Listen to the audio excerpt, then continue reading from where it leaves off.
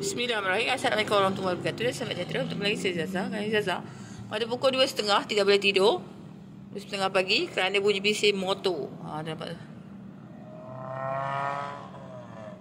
Pukul 9 mereka berlumba di sini di malam minggu. Tadi lagi bising. Harap-harap pihak berkuasa datanglah untuk melihat apa yang terjadi.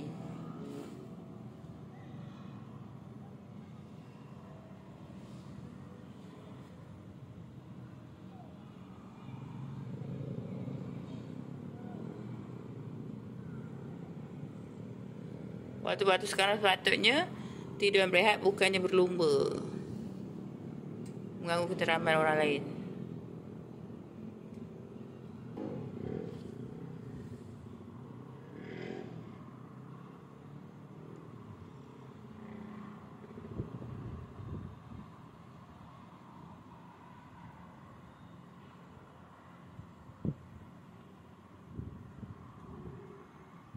Mungkin pihak berkuasa dah bertindak, jadi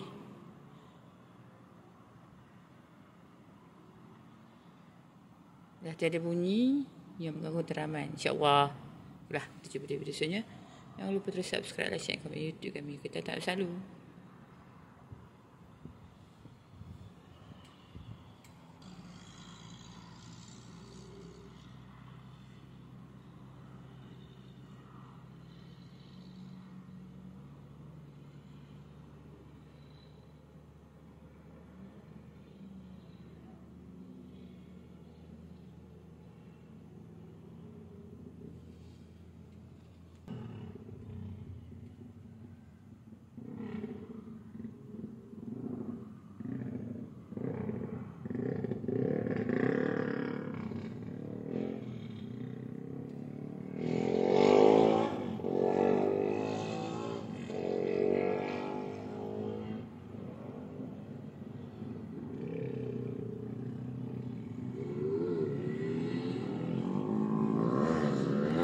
Ada lagi.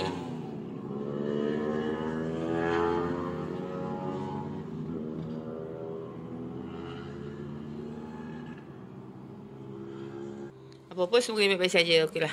Tak selalu.